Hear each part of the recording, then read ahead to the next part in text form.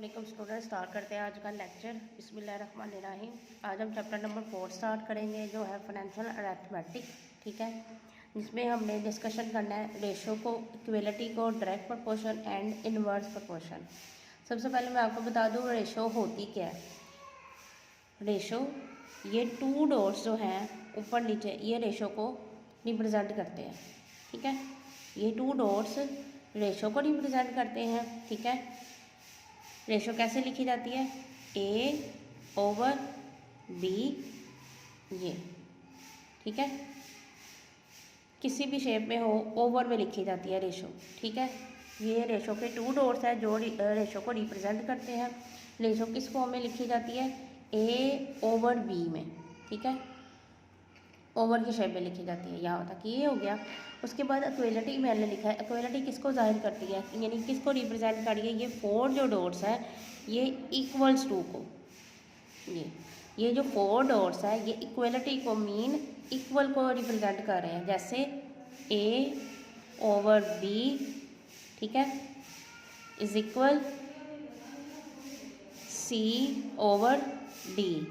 इसके दरमियान में जो सिंबल है ये है क्या? इक्वलिटी का।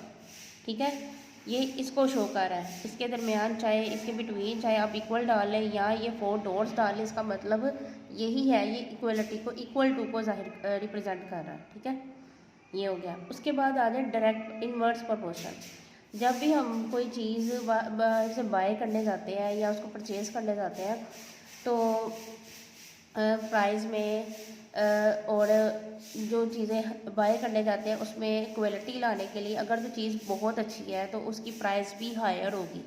ठीक है, तो हम उसको, या तो चीज़ अच्छी है तो उसकी प्राइस भी हाई होगी, यानी दोनों इक्वलिटीज़ हो। अगर तो वो इंक्रीज़ हो रही है, यानी चीज़ अच्छी है उसकी प्राइस भी अच्छी है, तो ये क्या है? इंक्रीजमेंट है।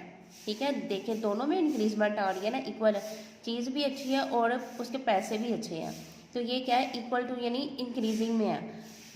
ये है इंक्रीजिंग में आ गया पॉइंट। अगर वो डिक्रीज़ है, अगर घटिया चीज़ है, अगर उसकी प्राइस भी घटिया ही होगी तो वो क्या है? दोनों क्वालिटी डिक्रीजिंग है, वो भी डिक्रीजिंग है, तो ये क्या है? ये है डायरेक्ट प्रोपोर्शन। ठीक है, इनवर्स प्रोपोर्शन क्या है?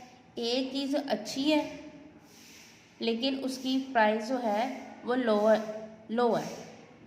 अगर चीज़ ठीक नहीं है, अच्छी नहीं है, फर्ज करें अब हम कोई चीज़ नहीं, अब हम काम करते हैं। ठीक है, एक चैप्टर है वो हमने कितने दिन में कंप्लीट करना है? 4 डेज़ में। और क्या है हमारे पास? 4 डेज़ है और उसमें हमने 2 घंटे बस काम करना है। ठीक है, तो ये क्या है? 4 डेज़ है और घंटे हमारे पास क्या है? वो कम है। ठीक है, 4 डेज़ है, 4 तो दिन है हमारे पास। ठीक है, यानी हमारे पास डेज़ 4 है और टाइम क्या है? 2 घंटे का, तो क्या है? हमारे पास घंटे कम है और दिन ज़्यादा है। ठीक है, तो ये क्या होगा? Inverse proportion. ठीक है, ये क्या होगा? एक इंक्रीजिंग में है और एक डिक्रीजिंग में है। ठीक है, ये क्या है हमारे पास? Inverse proportion. एक चीज़ इंक्रीज हो रही है, ठीक है, और दूसरी चीज़ क्या हो रही है? डिक्रीज हो रही है, यानी कम हो रही है। ठीक है, वो क्या होगी? आपकी इनवर्स प्रोपोर्शन। एक चीज़ ज़्यादा है, दूसरी चीज़ कम है, तो वो क्या है? आपकी इनवर्स प्रोपोर्शन। डायरेक्ट प्रोपोर्शन क्या है? ठीक है, डायरेक्ट प्रोपोर्शन आपको क्या बताया मैंने? डायरेक्ट प्रोपोर्शन में आता है अगर वो चीज़ इंक्रीज हो रही है, अगर वो चीज़ इंक्रीज हो रही है, दूसरी तरफ भी इंक्रीजमेंट हो रही है। ठीक है, एक चीज़ भर रही है, दूसरी तरफ भी उसकी मिकदार ज़्यादा हो रही है, उसकी क्वांटिटी ज़्यादा हो रही है। अगर वो इंक्रीजिंग है तो दोनों साइडों पर इंक्रीजिंग होगी। अगर वो डिक्रीज हो रही है, दूसरी साइड पे भी डिक्रीज हो रही है, तो वो क्या होगी? Direct proportion. इसमें ऑपोजिट आता है, इनवर्स प्रोपोर्शन में इंक्रीजिंग और डिक्रीजिंग है। ठीक है, जो डायरेक्ट इनवर्स प्रोपोर्शन में इंक्रीजिंग और डिक्रीजिंग है। डायरेक्ट प्रोपोर्शन में क्या है? इंक्रीजिंग प्लस इंक्रीजिंग, मतलब दोनों साइडों पे इंक्रीजिंग है, या तो दोनों साइडों पे इंक्रीजिंग हो रही है या दोनों साइडों पे डिक्रीजिंग हो रही है। ठीक है, इनवर्स में क्या है? एक साइड पे इंक्रीजिंग है, दूसरी पे से डिक्रीजिंग है। अगर एक साइड पे डिक्रीजिंग है, दूसरी पे इंक्रीजिंग है, तो ये क्या है? Inverse proportion. ये चैप्टर नंबर 4 में, ये 4.1 में इस चीज़ को रिप्रेजेंट किया जा रहा है, इस चीज़ को फाइंड करने के लिए कहा गया है, ठीक है, जिसमें है फाइनेंशियल अरिथमेटिक। ये हमारा चौथा चैप्टर है। इसी चैप्टर में आपके पास रेशो भी है, इक्वलिटी है, इनवर्स भी है, डायरेक्ट भी है, प्रॉफिट लॉस भी है, और भी बहुत सी एक्सरसाइज है जो इस चैप्टर में डिस्कस होंगे। लेकिन जहाँ से ये चैप्टर स्टार्ट हो रहा है उसका जो है इंट्रोडक्शन वो मैंने आपको इसमें पूरा कंप्लीट दे दिया है। रेशियो है, इक्वलिटी है, इनवर्स प्रोपोर्शन है, डायरेक्ट प्रोपोर्शन है, ठीक है। यहाँ से अब हम 4.1 स्टार्ट करते हैं इसका क्वेश्चन नंबर 1, चैप्टर नंबर 4 का क्वेश्चन नंबर 1 4.1 का, ठीक है। जिसमें उससे मैंने हमें स्टेटमेंट क्या दी हुई है, 30 men repair a road 56 days by working 6 hours, ठीक है। 30 आदमी हैं जो रिपेयर करते हैं एक सड़क 56 डेज में और 6 घंटे काम करते हैं डेली का। In how many days 45 man, 45 आदमी हैं जो रिपेयर करते हैं सेम यही रोड 7 घंटों में डेली काम करने के बेसिस पे, ठीक है। अब हमने सबसे पहले देखना है, हमने फाइंड क्या करना है, ठीक है, 7 घंटों में कितना काम करेंगे डेली बेसिस पे, ठीक है। अब हमारे पास कॉमन क्या चीज़ आ रही है, कॉमन देखें हमारे पास टू जो है कॉमन चीज़ें वो कौन कौन सी हैं। जैसे इधर देखिए मैन और इधर भी मैन है, ये 2 चीज़ें पूरी हो गई हैं, 2 थिंग्स उनकी कंप्लीट हो गई है। उसके बाद आ जाए घंटे, ये देखिए ये 2 कंप्लीट है। अब उसने हमसे पूछा है, ठीक है, ओवर्स भी हमारे पास कंप्लीट है। अब उसने हमें मैन और रह गया डेज। अब ये देखें डेज 1 है हमारे पास 56 डेज, ठीक है। इधर मैन भी कंप्लीट है 2 टाइम और ओवर्स भी कंप्लीट है और डेज हमारे पास 1 टाइम है, ठीक है। फाइंड करने में हमारे पास क्या आया, डेज। यहाँ पे हमने क्या लिखना है, लेट द नंबर, जो चीज़ 1 टाइम होगी ना वो आपने फाइंड करनी है, ठीक है। Let the number of days, आपने उसने डेज फाइंड करने, इसको हमने कर लेना सपोज x, ठीक है। अब हमने यहाँ पे क्या लिखना है, जो चीज़ हमने फाइंड करनी है ना वो एक साइड पे लिख दें। डेज है ना, डेज, ठीक है, क्या है डेज हमारे पास 56 डेज ही फाइंड करने, यहाँ पे आ गया x। फिर क्या लिखेंगे, मैन, फर्स्ट मैन की क्वांटिटी क्या है हमारे पास 30, फिर क्या है 45, ठीक। फिर हमारे पास क्या है ओवर्स, ओवर्स पहले क्या है 6, फिर क्या है 7, ठीक है। ये हमने वैल्यूज तो पुट कर दी। अब हमने देखना है, जब हमने देखना है पहले आपने एक चीज़ को फाइंड करना है कि हमें पता कैसे चलेगा ये इन्वर्स प्रोपोर्शन है या डायरेक्ट प्रोपोर्शन है। जो चीज़ हमने फाइंड करनी है ना स्टूडेंट्स, जो चीज़ हमने फाइंड करनी है उसका एरो जो होगा ना, उसका जो हेड होगा वो ऊपर वाली साइड पे होगा। जो चीज़ हमने फाइंड करनी है ना उसका एरो का जो हेड होगा ना वो ऊपर वाली साइड पे होगा, ठीक है। अब हमने पहले एक चीज़ को फाइंड करना है, ये, ठीक है। इसको और इसको देखना है, 30 मैन है और क्या है हमारे पास 56 डेज है, ठीक है। क्या है हमारे पास 30 मैन है और 56 डेज है, ठीक है। हमारे पास जो आदमियों की तादाद है वो क्या है 30 और जो दिनों की तादाद है वो क्या है 56, ठीक है। ये हमारे पास क्या है। उसके बाद हमारी क्या हो रही है 45 हमारे पास मैन है, ये चीज़ हमने फाइंड करनी है। फिर उसने हमारे पास जो मैन की क्वांटिटी है, जो तादाद है वो ज़्यादा कर दी है और डेज हमने फाइंड करने हैं। पहले हमारे पास क्या है आदमियों की तादाद कम है, ठीक है। क्या है हमारे पास 30 मैन है और 56 डेज है और यहाँ पे क्या है 45 उसने क्वांटिटी करके मैन की तादाद ज़्यादा कर दी है और डेज हमने फाइंड करनी है। तो ये हमारे पास क्या होगा इनवर्स प्रोपोर्शन, ठीक है। डिक्रीजिंग में एक चीज़ डिक्रीज है और दूसरी में इंक्रीज है, ठीक है। पहले उसने आदमियों की तादाद 30 दी है, फिर उसने आदमियों की तादाद ज़्यादा कर दी है, ठीक है। डेज वहीं पे स्टिल है, ये हमने फाइंड करने हैं। ये चीज़ ख़त्म हो गई। उसके बाद हमने घंटे देखने हैं। ओवर्स है, पहले उसने दिए हुए थे हमें 6, ठीक है, 6 घंटे थे और क्या थे 56 डेज थे, ठीक है। 6 घंटे थे, कम घंटों की तादाद कम थी और दिनों की तादाद कितनी है हमारे पास 56, ठीक है। उसके बाद उसने हमारे घंटे ज़्यादा कर दिए, दिनों की तादाद वही है, तो ये क्या होगा, डिक्रीजिंग से इंक्रीजिंग पे गया है ना, ठीक है। पहले घंटों की तादाद दिन में काम करने की क्या थी, 6 घंटे, फिर उसने 7 घंटे कर दी, तो ये क्या हो गया, इंक्रीजिंग, ठीक है। एक डिक्रीज हो रही है और एक इंक्रीज हो रही है, तो ये क्या हो गया, इनवर्स प्रोपोर्शन। इनवर्स प्रोपोर्शन में जो एरो का हेड होता है ना, वो नीचे वाली साइड पे होता है। देखिए पहले घंटे कम थे और फिर उसने ज़्यादा कर दिए, दिनों की तादाद जो हमारे पास है वैसे की वैसे ही स्टिल है, ठीक है। जब आपने एक चीज़ को फाइंड करना है तो पहले आपने इन दोनों को देखना है। जब ये चीज़ कंप्लीट हो जाएगी फिर आपने इसको और इसको देखना है, ठीक है।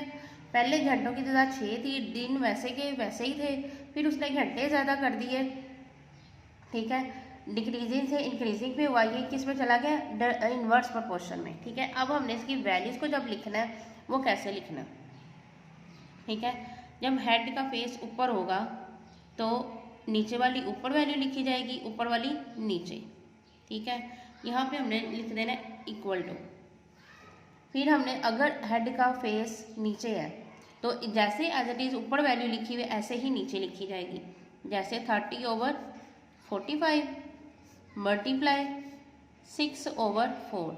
अगर हेड का फेस ऊपर होता तो ऊपर वाली नीचे, नीचे वाली ऊपर लिखी जानी थी वैल्यू, ठीक है, ऑपोजिट डायरेक्शन में लिखी जाती है। अगर इनवर्स प्रोपोर्शन में हो तो एज इट इज़ जैसे वैल्यू लिखी हुई है ऐसे ही लिखी जाती है, ठीक है। अब हमने इसको लिख दिया ऐसे का ऐसे ही। पहले एक चीज़ को सॉल्व कर लेते हैं हम। अगर आपको कटिंग ईजिली करनी आती है तो आप कटिंग वाले प्रोसेस में पढ़ें। अगर आपको कटिंग ईजिली नहीं करनी आती तो आप क्या करेंगे, 30 को आप 60 के साथ मल्टीप्लाई कर दें, ठीक है। 30 को आप 60 के साथ क्या कर देंगे, मल्टीप्लाई कर देंगे, तो आपके पास क्या आएगा, देखिए 30 को 6 के साथ मल्टीप्लाई किया तो हमारे पास क्या है, 6 0 था 0, 6 3 था 80,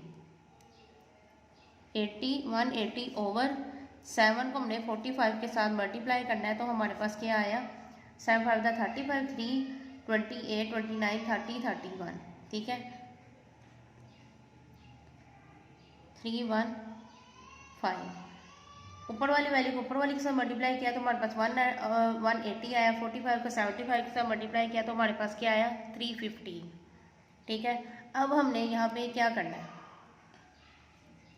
ये चीज़ यहाँ पे क्या हो रही है, ये चीज़ यहाँ पे हो रही है डिवाइड, उधर जाके क्या हो जाएगी, ये चीज़ हो जाएगी मल्टीप्लाई। यहाँ पे x का x ही लिखा जाएगा, 80/350 15, उधर जाके क्या हो जाएगा, मल्टीप्लाई। ये इधर डिवाइड हो रही है, इज इक्वल के उस साइड पे जाएगी तो क्या हो जाएगी, ये मल्टीप्लाई हो जाएगी। जब हम 180 को 56 के साथ मल्टीप्लाई करेंगे तो हमारे पास क्या आएगा, 10080 ओवर क्या आएगा, 315, ठीक है। 180 को 56 के साथ मल्टीप्लाई किया तो हमारे पास आया 10080 ओवर 315। जब हमने ऊपर वाली वैल्यू को अंदर रखेंगे और नीचे वाली को बाहर रखेंगे, डिवाइड करेंगे, तो हमारे पास यहाँ पे x की वैल्यू जो होगी वो क्या आएगी, डिवीजन के बाद यहाँ पे आएगी 32 डेज, ठीक है। डेज हमने फाइंड करने थे ना, ठीक है, तो हमारे पास क्या आया 32। जब उनके 45 आदमी कर देंगे और 7 घंटे की रेशो से वो काम करेंगे तो वो अपना काम जो रोड है वो कंप्लीट जो करेंगे वो कितने डेज में करेंगे, 32 डेज में, ठीक है।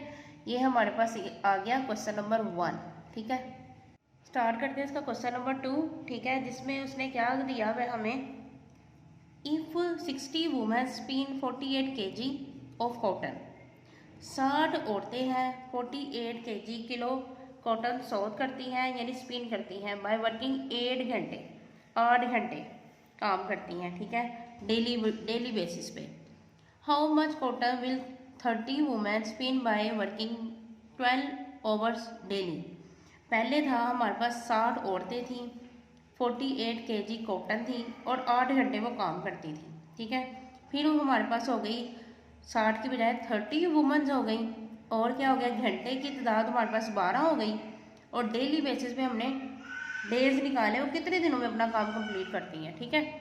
अब हमने क्या फाइंड करना है, इसमें वुमेन भी हमारे पास 2 है, यानी 2 टाइम है, डे ओवर्स भी हमारे पास 2 टाइम है, ठीक है। अब हमने जो निकालना है वो क्या निकालना है, हमने निकाला स्पिन। ये देखें जो वो स्पिन करती है कॉटन को वो 48 kg है कॉटन, ठीक है। हमने वन टाइम है ये, तो जो सेकंड टाइम है वो हमने फाइंड करनी है। तो हमारे पास यहाँ पे क्या आएगा, लेट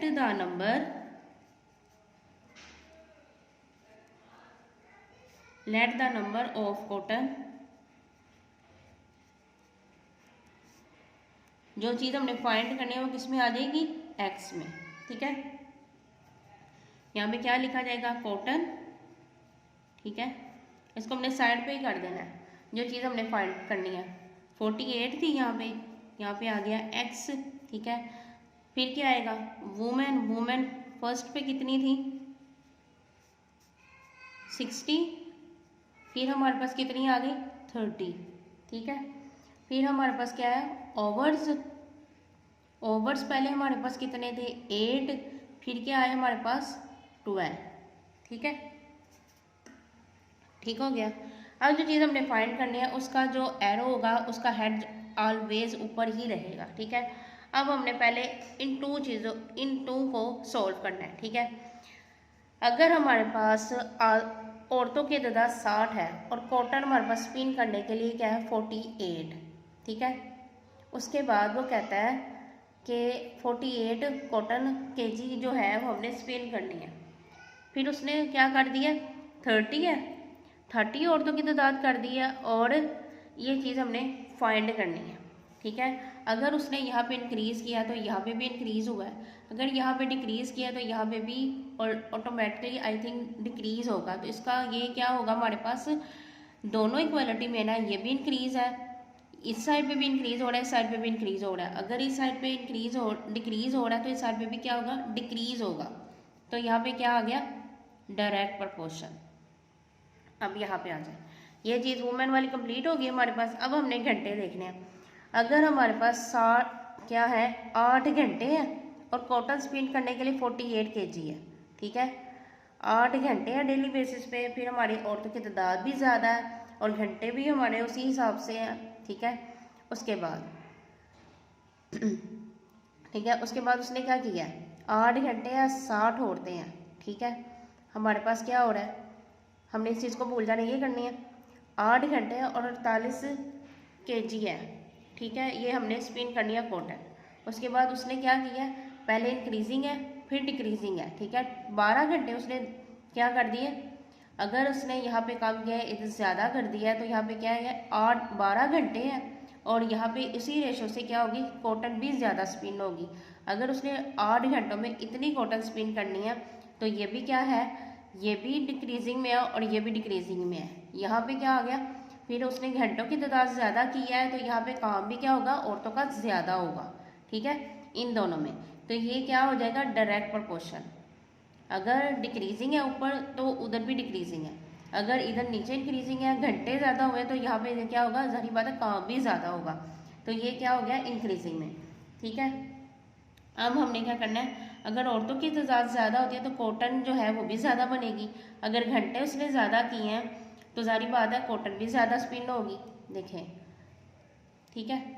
तो यहाँ पे क्या कैसे लिखा जाएगा, हमारे पास जो चीज़ फाइंड करनी है ये तो ऑलरेडी ऊपर है, अपोजिट डायरेक्शन में लिखा जाएगा x/48, ठीक है, इज इक्वल, अगर हेड का फेस ऊपर है डायरेक्ट प्रोपोर्शन है तो हमारे पास क्या होगा, अपोजिट डायरेक्शन में सारी वैल्यू लिखी जाएगी। अगर इन्वर्स में है तो एज इट इज़ वैसे ही लिखी जाएगी।